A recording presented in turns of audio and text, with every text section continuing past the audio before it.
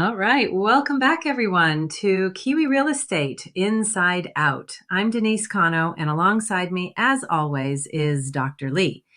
Today, we've got a topic that honestly, I think every salesperson in New Zealand, maybe every buyer and seller too, has tangled with at least once. School zones and just how much they're shaping our property market right now. You know, Denise, when we first moved here, I guess I didn't quite grasp how deep this obsession runs until I saw families literally camped outside school gates just to prove residency. Some might say it's bordering on, well, a little intense. But the data, it's pretty wild. I mean, we're talking what? Nearly 90% premium for homes in the Epsom Girls Grammar Zone? That's not peanuts. Yeah, and it's not just Auckland. I've seen the Christchurch numbers lately. $1.18 million for homes zoned for Christchurch boys or girls high versus maybe 650,000 or 700,000 if you're just a bit out of the catchment. That's more than an 80% jump. It's remarkable. And it's not just the money. It's peace of mind for these families. And then you look at Wellington College, where in-zone is actually slightly cheaper than out-of-zone. No one-size-fits-all story at all. You really have to know your local patch and why people want to be where they want to be. Yeah, in Wellington, it's like the inverse. I don't want to go off on a tangent, but sometimes there are these quirky little micro markets that throw the pattern right out the window. I recall reading about Onslow College, though, where the in-zone premium is still a solid 20% or so. So the pattern isn't uniform, but it's powerful more often than not. And Lee, I'll never forget this one family, young couple, 2 little ones. We were looking at their short list in Christchurch, and all signs pointed to House A, right? But then the catchment boundary map entered the picture. The moment they realized they could slip into the Christchurch Girls High zone if we tweaked the search by just a few streets, their whole approach changed. They stretched their budget, yes, but they've never regretted it. The schooling, the long-term neighborhood value, it just ticked all their boxes. It's such a Kiwi story, isn't it? Right address, right pathway. And it's literally sometimes the difference of crossing the street and your whole future argues with your budget. The psychology here is so worth our attention as professionals. So how do the best agents spin this gold? School zones as a selling point, not just a footnote. I mean, for sellers, if you're sitting in that Epsom or Remuera pocket, you know your open homes will be flooded at the start of every school year. And buyers, they're laser focused, sometimes filtering listings by school zone, not suburb. That's an opportunity you don't let slip. Yeah, I saw this masterclass in action. Remuera Agency really leaned into Epsom Girls Grammar. They mapped the zone boundary like it was the Berlin Wall, honestly, and then got smart with their marketing. Targeted social ads, flyers in the right coffee shops, and their listings practically shouted in zone. The agents even hosted info nights about enrollment cutoffs. Result? They weren't just selling faster, they were selling way above CV, and their sales volume just kept ticking up quarter after quarter. There's another side, though. We have to be, I'm going to say vigilant. REA code and ethical guidelines don't let you fudge the lines. You can't promise future enrollment if even the ministry won't commit. School zones are like living organisms, shifting a little every few years or even mid-sale. I've seen deals wobble the moment a board proposes a new boundary, and the agent hadn't flagged that risk. Exactly.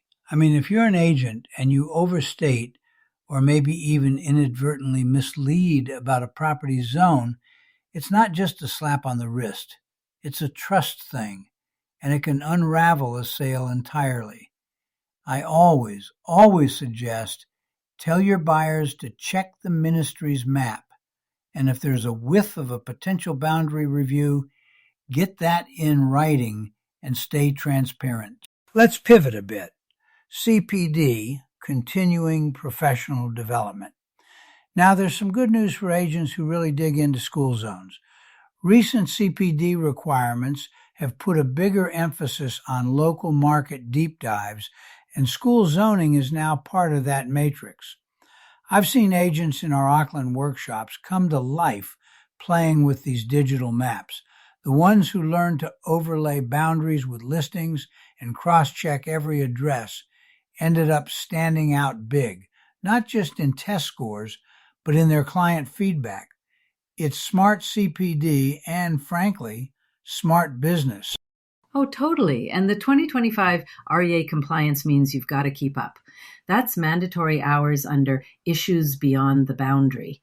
And, well, school zones are as beyond the boundary as it gets. I vividly remember this veteran salesperson in a session last month, years and years in the business.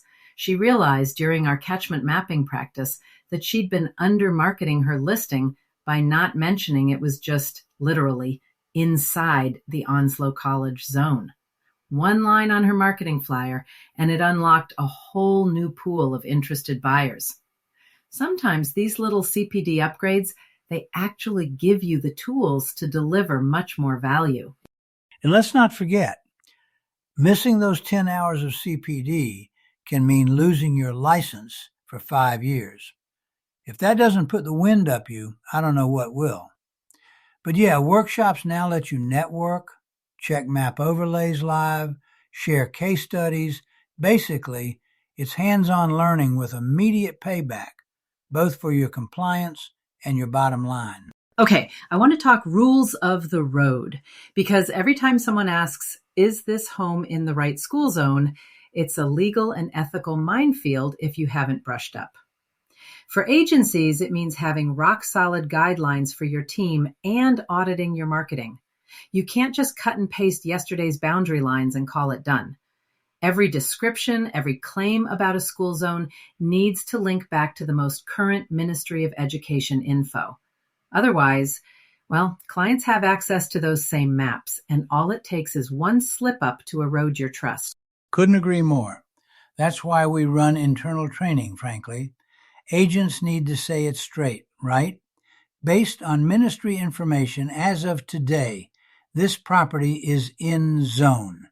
And if that might change, be honest about it. Overhyping or guessing is a fast track to complaints or worse. We also recommend, regular marketing audits. Pull your flyers, listings. Just check now and then that nothing is outdated or borderline misleading. And look, I get it. It's tempting. You really want to help your seller. You want to close that deal. But overstating is just not worth the risk to your reputation or your license.